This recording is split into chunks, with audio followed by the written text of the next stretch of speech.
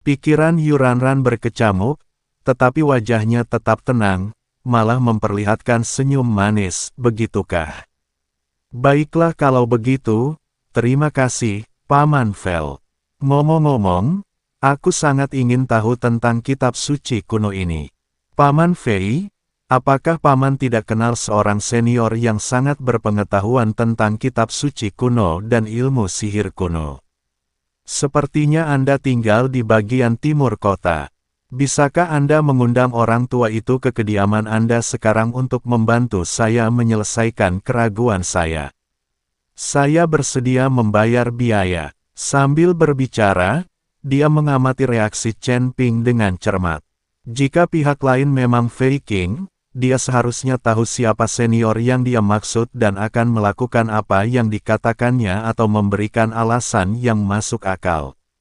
Jika pihak lain itu palsu, kemungkinan besar mereka akan membongkar kedoknya sendiri. Chen Ping mengumpat dalam hati karena betapa merepotkannya gadis kecil ini. Fel King memang mengenal beberapa sarjana independen yang mempelajari buku-buku kuno, tetapi ingatannya tentang tempat tinggal mereka, nama mereka, dan hubungan mereka agak samar dan terfragmentasi, sehingga sulit untuk mencocokkannya secara akurat dengan cepat. Selain itu, saran Yuranran untuk segera datang ke mansion jelas merupakan sebuah ujian. Dia tidak bisa setuju karena dia tidak tahu harus bertanya kepada siapa atau bagaimana cara menghubungi mereka. Namun, kita tidak bisa menolak mentah-mentah, karena itu bisa menimbulkan kecurigaan yang lebih besar. Pikiran Chen Ping berpacu, dan dia mengambil keputusan dalam sekejap.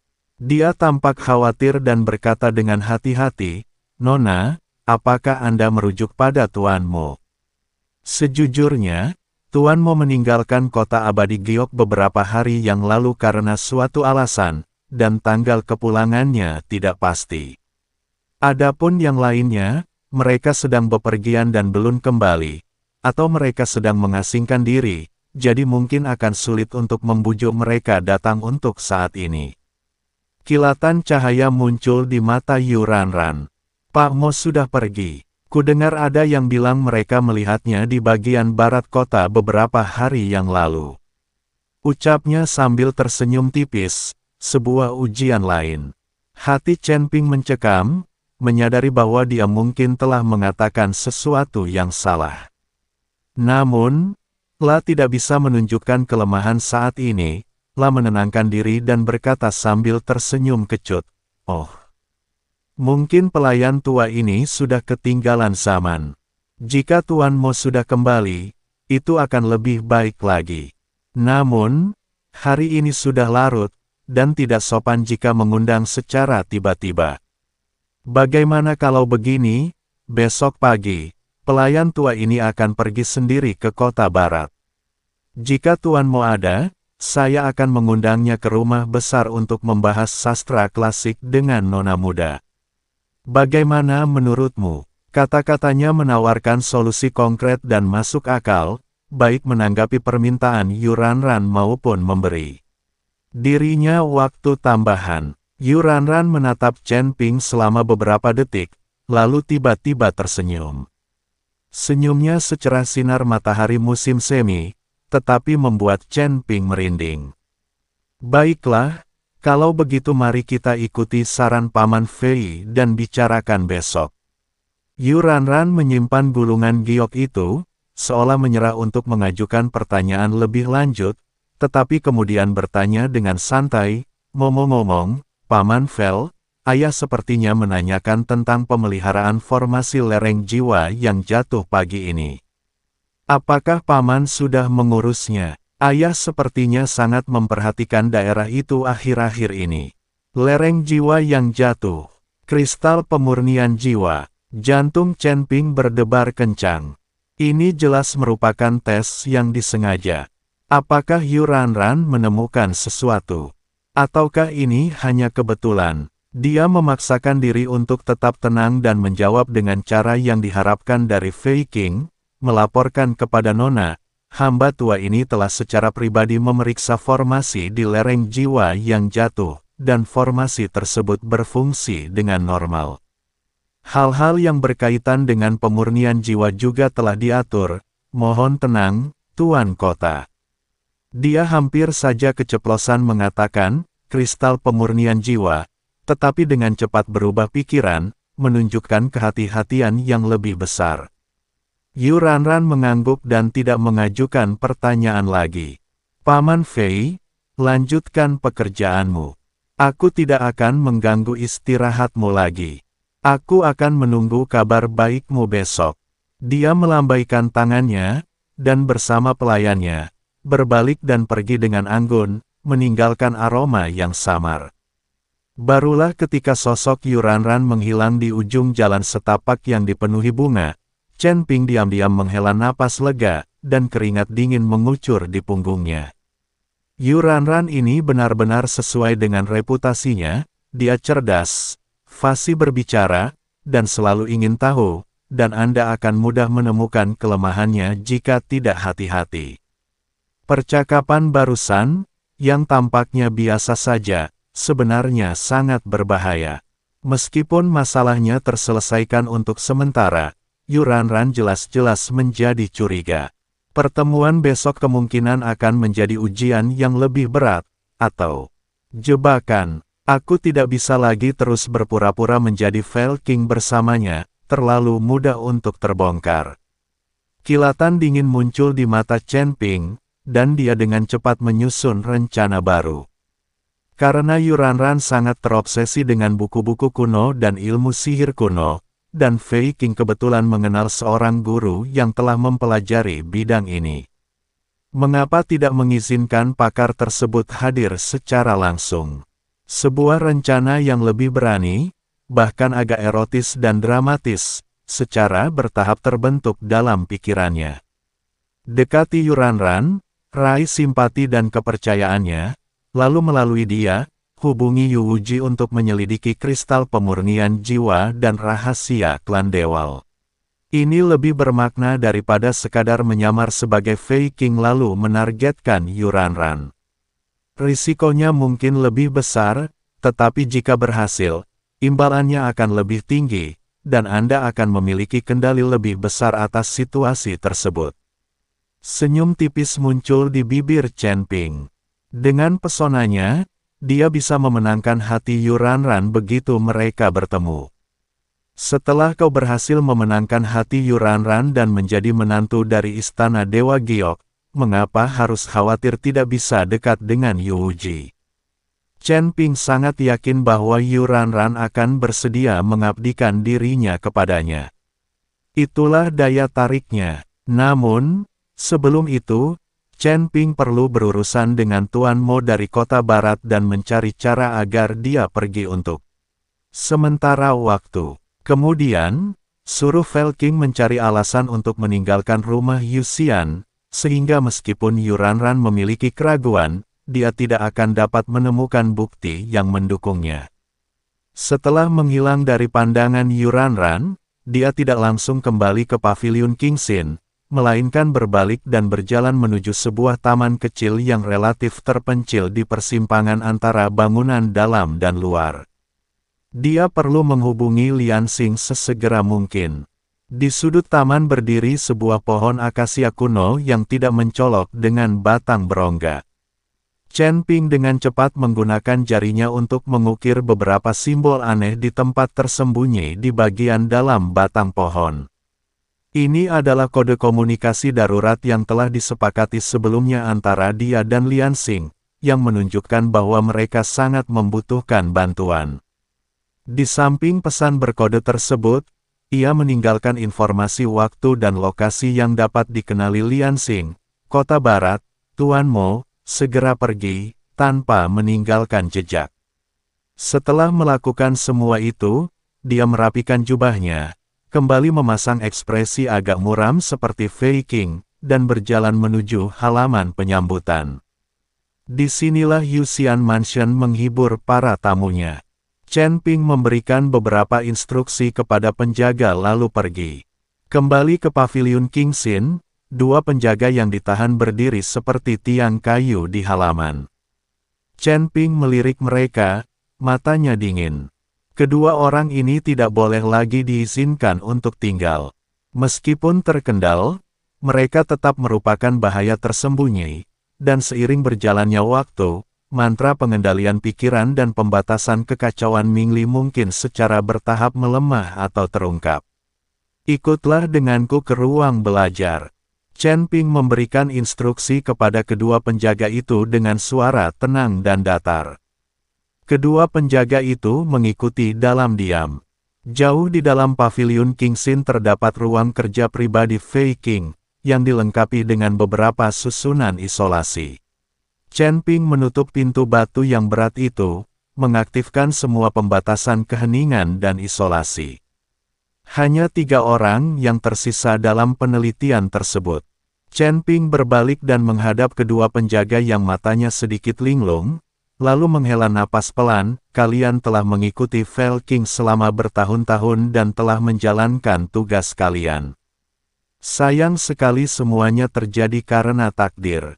Begitu selesai berbicara, matanya tiba-tiba berubah ganas. Dia mengarahkan jari-jarinya seperti pedang, dan 2 cahaya abu-abu yang kacau, lebih padat dan lebih murni dari sebelumnya, menembus alis kedua penjaga itu seperti kilat. Tidak ada teriakan, tidak ada perlawanan. Kedua penjaga itu gemetar bersamaan, dan kilauan cahaya terakhir di mata mereka lenyap sepenuhnya. Kemudian, dimulai dari dalam keluar, seluruh tubuh, seperti gambar pensil yang dihapus dengan penghapus, diam-diam berubah menjadi debu abu-abu halus, berterbangan ke tanah, menghapus bahkan pakaian dan barang-barang pribadi. Kedua potensi masalah ini telah sepenuhnya teratasi. Kemudian Chen Ping memanggil seorang pelayan, memberinya beberapa instruksi, lalu menyuruh pelayan itu pergi. Setelah pergi, Chen Ping memejamkan matanya, dan cahaya serta bayangan mengalir di sekelilingnya. Sosok, wajah, dan auranya mulai berubah dengan cepat. Dengan sedikit penyesuaian, sosoknya yang tinggi kembali ke postur seimbang dan tegak seperti semula. Wajahnya yang ramping dan tampak jahat itu menghilang seperti riak di air, memperlihatkan fitur wajah Chen Ping yang asli, muda, tampan, dan bersudut. Dalam cahaya lembut, jubah brokat biru tua itu berubah menjadi gaun panjang putih seperti bulan yang biasa, bertekstur indah namun bersahaja. Dalam sekejap mata, Fei King menghilang, dan yang berdiri di ruang kerja adalah Chen Ping lagi, dengan tatapan matanya yang dalam dan tenang. Dia meregangkan lehernya, merasakan kebebasan kembali ke bentuk aslinya. Menyamar sebagai orang lain, terutama karakter yang berpikir mendalam seperti Fei King, mengharuskan seseorang untuk selalu waspada. Selanjutnya, dia akan mengubah identitasnya dan memasuki kembali Istana Abadi Giok. Setelah berpikir sejenak, Chen Ping berjalan ke rak buku di salah satu sisi ruang belajar. Menurut ingatan Fei King, dia dengan terampil menyingkirkan beberapa buku berat, sehingga menampakkan sebuah alur tersembunyi di dinding di belakangnya. Di dalamnya terdapat beberapa token tamu cadangan, yang memiliki otoritas lebih rendah tetapi cukup untuk bepergian di beberapa bagian istana bagian dalam, serta beberapa jimat kosong dan perlengkapan penyamaran. Ini adalah beberapa rencana cadangan yang telah disiapkan Fei King untuk dirinya sendiri. Chen Ping mengeluarkan token tetua tamu berwarna cian, serta beberapa kertas jimat kosong dan perlengkapan penyamaran. Dia menggantungkan token itu di pinggangnya, lalu menghadap cermin besar di ruang kerjanya dan mulai melakukan beberapa penyesuaian halus pada penampilannya. Ini bukan perubahan besar, melainkan sedikit pelunakan dari fitur-fitur tampan aslinya, mengurangi beberapa ketajaman dan menambahkan sentuhan keanggunan terpelajar. Warna kulit disesuaikan agar sedikit lebih terang, seolah-olah orang tersebut telah mempelajari teks-teks kuno selama bertahun-tahun dan jarang terkena sinar matahari. Alisnya dirapikan agar lebih tipis dan panjang, dan ketajaman matanya sengaja dikurangi, digantikan oleh pancaran kelembutan, kedamalan, dan rasa ingin tahu. Tak lama kemudian, seorang biksu muda yang anggun dan elegan muncul di cermin. La tampak berusia sekitar 27 atau 28 tahun dan merupakan tipe cendekiawan yang asyik dengan buku-buku kuno dan tidak mengetahui urusan duniawi. Chen Ping mengangguk puas. Citra ini harus sesuai dengan harapan Yuranran tentang seseorang yang bijaksana, dan menjadi muda serta tampan akan mempermudah untuk memenangkan hati wanita muda itu. Dia melakukan pengecekan terakhir pada dirinya sendiri untuk memastikan tidak ada jejak dari tindakannya sebelumnya. Kemudian dia berjalan ke jendela di sisi lain ruang kerja itu. Terdapat lorong tersembunyi yang mengarah ke jalan terpencil di belakang paviliun Kingsin, yang hanya sedikit orang yang mengetahuinya. Vel King menggunakannya untuk bertemu tamu atau menangani urusan rahasia secara pribadi. Sambil membuka jendela, Chen Ping melayang keluar seperti daun yang jatuh, sosoknya menyatu dengan malam, dan diam-diam meninggalkan area paviliun Kingsin menyusuri jalan setapak. Dia tidak pergi jauh, melainkan mengambil jalan memutar yang panjang dan tiba di bagian luar halaman penyambutan rumah Yuxian, yang khusus digunakan untuk menerima tamu dari luar. Saat itu sudah larut malam. Ada penjaga di pintu masuk villa, tetapi keamanannya jauh lebih baik daripada di area inti. Istana bagian dalam. Chen Ping merapikan pakaiannya, wajahnya menunjukkan campuran kerendahan hati dan rasa ingin tahu saat dia perlahan berjalan menuju gerbang villa. Berhenti. Siapa di sana? Apakah Anda punya kartu identitas? Penjaga itu menghentikannya. Chen Ping tetap tenang dan mengeluarkan kartu tamu, lalu berkata dengan lembut, "Saya Chen Ping. Saya diundang oleh kepala pelayan Vel King untuk tinggal sementara di rumah besar ini untuk membantu pemeriksaan beberapa buku kuno." Suaranya jernih dan menyenangkan, dengan ketenangan yang meyakinkan. Penjaga itu mengambil token, memeriksanya, dan setelah memastikan kebenarannya, La menatap Chen Ping dengan sikap dan tingkat kultivasinya yang luar biasa, dan sikapnya melunak secara signifikan, "Jadi, Anda Tuan Chen." Kepala pelayan agung telah memberi instruksi untuk mengatur kamar nomor 3 di kelas Jia untuk Anda. Silakan ikuti saya. Chen Ping sudah berbicara dengan para penjaga sebelumnya, jadi tidak akan terjadi apa-apa. Chen Ping tersenyum dan mengangguk, "Terima kasih atas bantuan Anda." Maka, Chen Ping, sebagai pengawal tamu, secara terbuka dan sah pindah ke halaman penyambutan rumah Yuxian. Ruangan yang dipilihnya tenang dan terpencil, cocok untuk meditasi dan penelitian, serta sesuai dengan persona yang sedang ia kembangkan. Setelah memasuki ruangan, Chen Ping memeriksa sekelilingnya lagi untuk memastikan keadaan aman sebelum duduk bersila dan mulai mengatur napasnya. Pada saat yang sama, pikirannya melayang memikirkan berbagai skenario pertemuan besok dan berbagai kemungkinan situasi. Saat malam semakin larut, di luar sebuah halaman yang elegan di distrik barat kota abadi Giok, sesosok hantu muncul tanpa suara. Itu adalah Lian Xing, yang datang atas perintah Chen Ping. Dia berganti pakaian tidur, menyembunyikan keberadaannya sepenuhnya, dan mengamati sekelilingnya dengan saksama. Berdasarkan pesan berkode dan informasi yang ditinggalkan oleh Chen Ping, Tuan Mo, yang berpengetahuan luas tentang buku-buku kuno, tinggal di sini.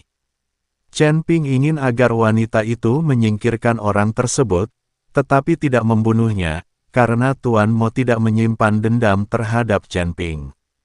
Lian Xing tidak terburu-buru masuk. La pertama-tama dengan hati-hati menjelajahi perimeter luar paviliun Tingyu, memastikan bahwa hanya ada aura samar di dalamnya, sekitar peringkat kedua alam abadi atas, dan tidak ada perlindungan susunan yang kuat.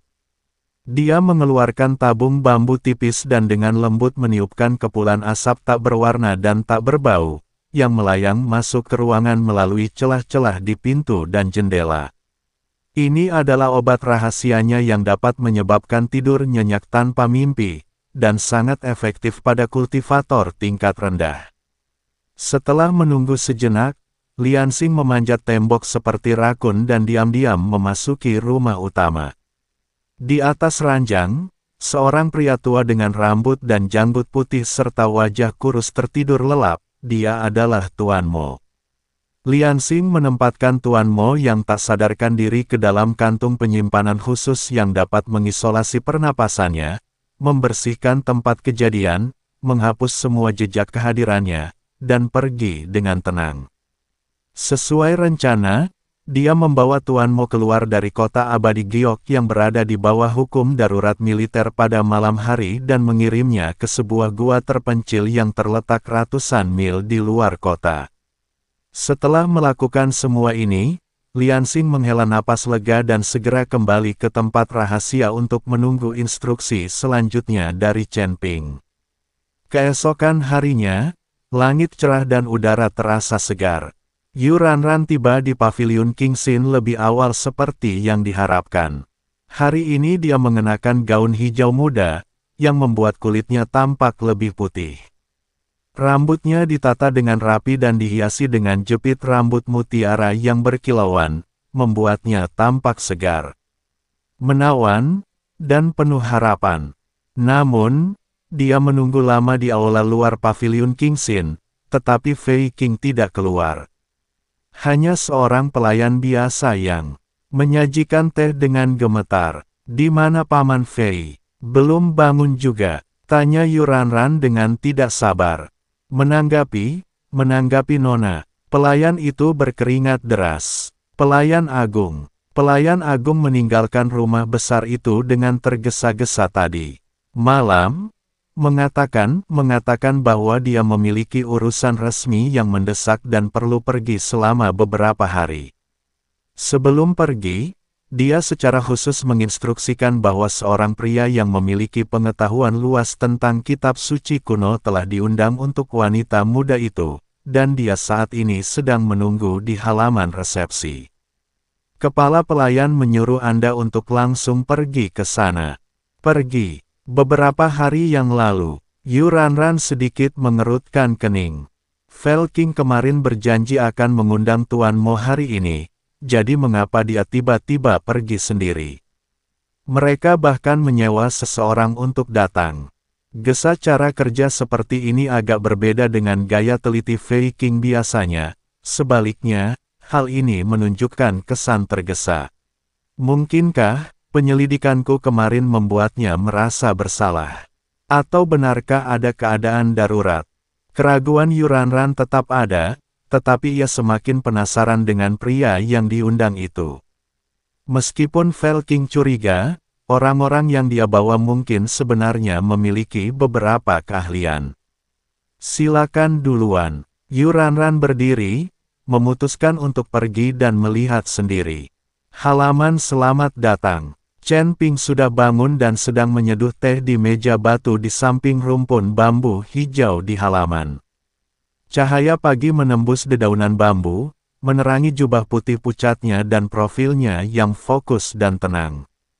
Aroma teh yang harum bercampur dengan aroma segar dedaunan bambu, menciptakan suasana yang tenang dan elegan. Ketika Yu Ranran memasuki halaman penyambutan di bawah bimbingan pelayan, inilah pemandangan yang dilihatnya. Langkah kakinya tanpa sadar menjadi lebih ringan. Pemuda yang duduk di bawah naungan bambu dan cahaya pagi itu tinggi dan tegap, dengan temperamen yang lembut dan halus. Profilnya tampan, dan ekspresinya fokus dan tenang. Dia benar-benar berbeda dari para sarjana tua yang pernah dibayangkannya, yang tua, kaku, dan serius. Seolah merasakan kedatangan seseorang, Chen Ping mengangkat kepalanya dan mengarahkan pandangannya ke gerbang halaman. Mata mereka bertemu. Yu Ranran merasa jantungnya berdebar kencang.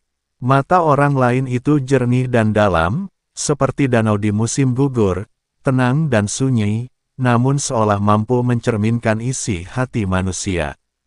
Tatapannya tenang dan lembut, dengan sedikit rasa ingin tahu, tanpa kekaguman atau sanjungan yang biasanya ditunjukkan pria ketika melihatnya. Apakah itu Nona Yu? Chen Ping meletakkan perlengkapan tehnya, berdiri, dan membungkuk dengan gerakan anggun dan alami. Saya Chen Ping. Saya telah dipercayakan oleh kepala pelayan Fei Qing untuk menunggu di sini. Kepala pelayan mengatakan bahwa nona muda ini memiliki pemahaman yang mendalam tentang kitab-kitab dan kitab suci kuno. Ketika dia menghadapi masalah, dia meminta saya untuk datang dan mendiskusikannya dengannya. Suaranya jernih dan lembut, dan kecepatan bicaranya tidak terlalu cepat maupun terlalu lambat, sehingga membuat orang merasa nyaman mendengarkannya. Yu Ranran tersadar dari lamunannya dan dengan cepat membalas salam tersebut, senyum tipis tanpa sadar muncul di wajahnya, senyum yang bahkan tidaklah sadari sendiri. Salam, Tuan Chen. Paman Fei cukup cepat tanggap, beliau baru menyebutkannya kemarin, dan Anda sudah diundang ke sini hari ini. Saya hanya ingin tahu apakah Anda dan Tuan Mo dari Sikeng. Pak Mo adalah kenalan lama saya. Beliau sangat berpengetahuan luas dan saya sering berkonsultasi dengannya. Chen Ping tersenyum tipis, menjawab dengan santai, namun, Tuan Mo pergi mengunjungi teman-temannya sebulan yang lalu, dan tanggal kepulangannya tidak pasti. Kepala pelayan Fei tahu bahwa saya telah bepergian di sekitar daerah ini akhir-akhir ini dan memiliki beberapa pengetahuan tentang kekuatan bintang kuno dan teori urat bumi. Jadi dia berinisiatif mengundang saya. Saya harap Nona akan memaafkan ketidakteraturan apapun. Penjelasannya masuk akal dan sikapnya tidak rendah hati maupun arogan. Keraguan Yu Ranran sedikit berkurang. Tampaknya Fei Qing benar-benar pergi untuk mengundang Tuan Mo, tetapi mendapati bahwa beliau tidak ada di sana, jadi untuk sementara ia menemui Tuan Chen ini. Tuan Chen ini memiliki pembawaan yang luar biasa dan berbicara dengan elegan, dia tidak tampak seperti tipe orang yang akan menipu atau berbuat curang. Tuan Chen, Anda terlalu baik. Suatu kehormatan besar bagi saya untuk menerima bimbingan Anda. Sambil berbicara, Yu Ranran berjalan ke meja batu dan duduk, lalu meletakkan gulungan giok berisi kitab suci kuno di atas meja. Yang kubicarakan dengan Paman Fel kemarin adalah bagian kitab suci ini. Aku masih tidak mengerti kalimat Tianxuan memimpin bintang-bintang, Dik membuka dan menutup. Aku ingin tahu apakah Paman punya penjelasan. Sambil berbicara, dia dengan saksama mengamati ekspresi dan reaksi Chen Ping. Chen Ping mengambil gulungan giok itu, memindainya dengan indera ilahinya, dan ekspresi berpikir muncul di wajahnya. Setelah beberapa saat, tatapan pengertian dan kekaguman terlintas di matanya. Gadis muda itu memang sangat cerdas, dia langsung memahami inti permasalahannya.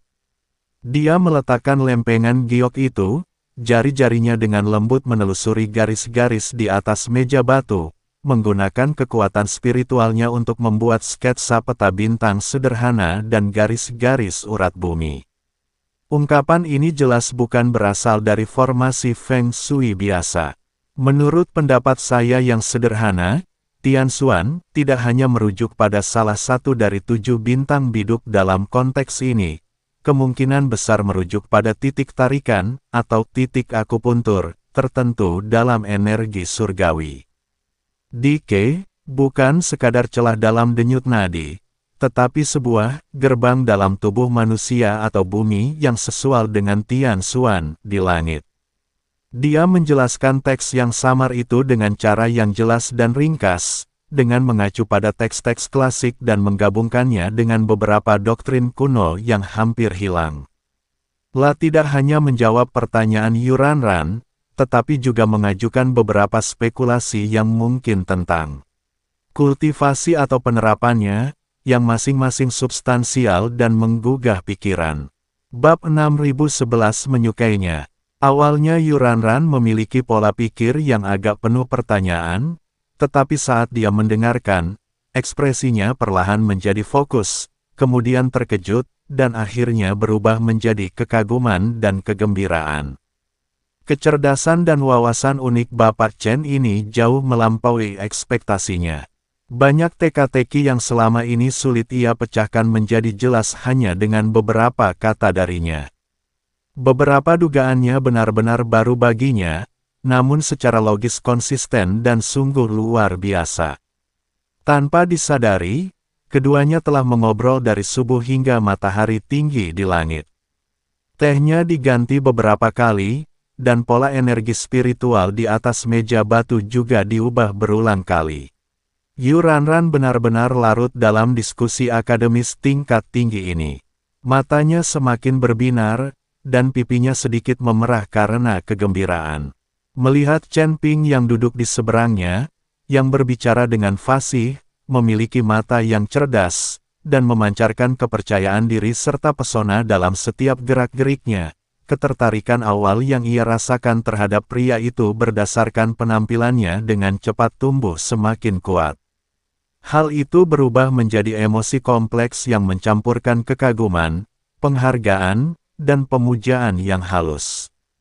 Sudah berapa lama sejak dia bertemu dengan rekan sejawat yang dengannya dia bisa berdiskusi mendalam dan yang pengetahuannya benar-benar membuatnya terkesan. Para talenta muda di rumah besar itu ada yang penjilat, bodoh dan membosankan, atau sangat berbakat tetapi buta huruf.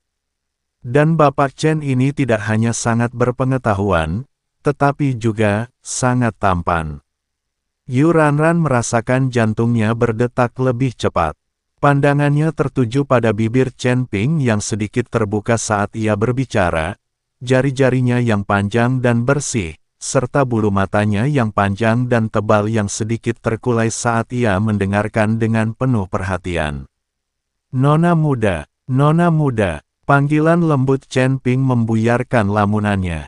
Oh, Tuan Chen, silakan lanjutkan, saya mendengarkan. Yu Ranran buru-buru memalingkan muka, wajahnya memerah, dan dia menundukkan kepala dengan agak malu, mengambil cangkir tehnya untuk menutupi rasa malunya. Chen Ping memperhatikan semua gerakan halus wanita itu dan memahami apa yang sedang terjadi. Rencana tersebut berjalan lebih lancar dari yang dia perkirakan. Gadis muda ini tidak hanya cerdas, tetapi juga tampak sangat naif dalam beberapa hal.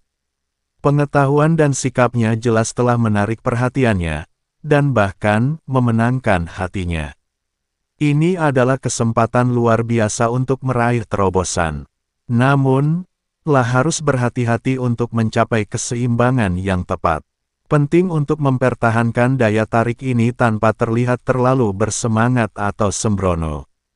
Seseorang hendaknya bertindak seperti seorang pria sejati yang berpendidikan, sesekali mengungkapkan kekaguman kepada wanita cerdas, tidak lebih dari itu.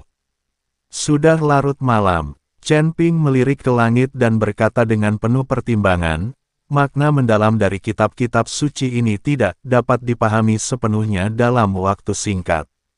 Jika Nona tertarik, saya dapat tinggal di rumah ini selama beberapa hari dan siap untuk mendiskusikannya kapan saja. Saya hanya ingin tahu apakah itu akan mengganggu. Tidak sama sekali.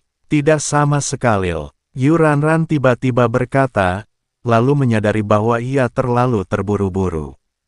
Wajahnya semakin memerah dan suaranya merendah. Maksudku, Tuan Chen sangat berpengetahuan. Aku akan sangat berterima kasih jika mendapat bimbingannya. Aku akan segera meminta seseorang untuk mengatur semuanya untukmu. Kamu bisa tinggal di rumah besar ini selama yang kamu inginkan. Ngomong-ngomong, Tuan Chen, apakah Anda punya persyaratan untuk akomodasi Anda? Meskipun Villa Yingbin tenang, agak terlalu sederhana. Bagaimana kalau dia sudah mulai secara tidak sadar memikirkan perasaan Chen Ping? Chen Ping tersenyum dalam hati, tetapi ekspresinya tetap lembut dan rendah hati. Terima kasih atas kebaikan Anda, Nona. Tempat ini elegan dan sangat sesuai dengan selera saya. Tidak perlu Anda repot-repot lagi.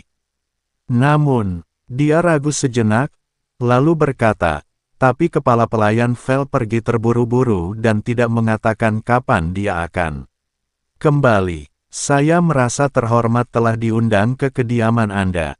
Selain membahas kitab suci dengan wanita muda itu, adakah hal lain yang dapat saya bantu?